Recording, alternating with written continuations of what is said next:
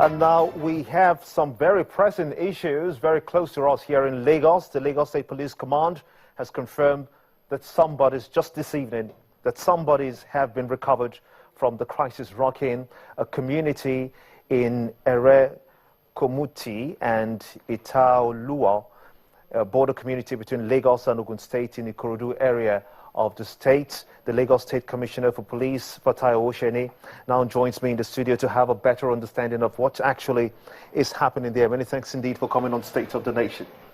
Now, what is the cause of this upheaval that we are seeing? We understand that the SARS squad initially made arrests in that area in a hotel. What's the update? I don't want to believe it's because of the arrest that was made. Police had always carried out operations in those areas, joint police military operations. I would just say it's one of those acts of impunity, the recklessness of the militants that have dominated that area. You will recall that the Commissioner of Police in Ogun State addressed an alarm that it seems as if some of these Ijaw militants are migrating towards Ogun State and Lagos State, and because of the fact that we have the waterway that join all of us together. And the pipelines. So it's just a matter of, because now it's difficult for them to do their bunkering. That is what they live on. And the noose had been tightened. The military are maintaining ground there. You see them coming and out to do that kind of militancy and attack people. Yes, police had operated in the area some times ago based on information that they were going to make trouble. Some arrests were actually made, and in the course of the operation, some of them that are engaged police were also wounded somehow.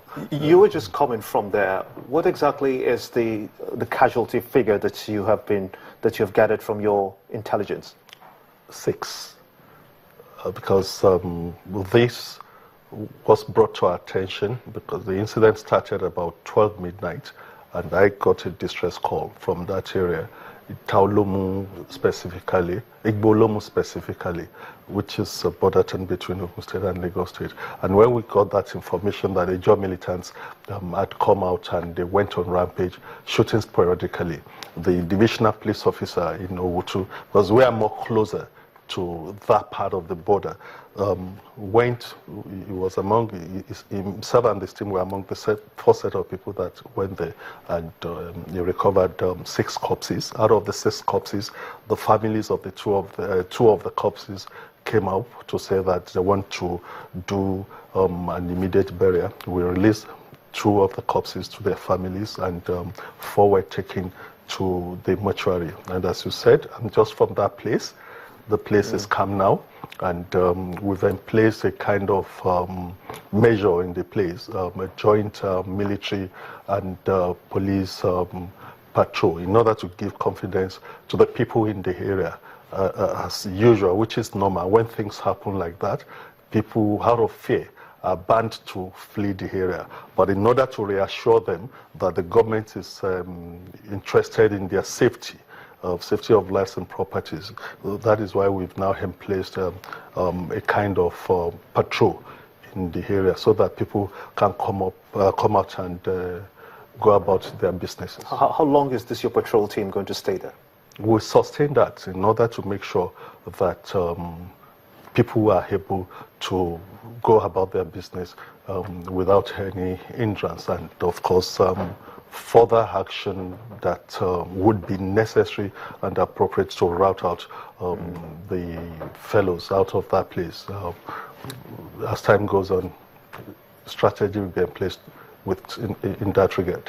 Unfortunately, that Arepo area also is known notoriously, for that matter, to have miscreants who are always attacking pipeline. As a matter of fact, in Western Nigeria as a whole, whenever you talk about pipeline vandalism, you easily point to Arepo area. How long will this continue under your leadership? It's not under my leadership now. I'm not trying to run away from. Yeah, from Lagos State. Okay, yes. It's something joint. Arepo is actually Ogun State, but we share border. Yes. But the two police commands and the military formation in the two states are putting heads together.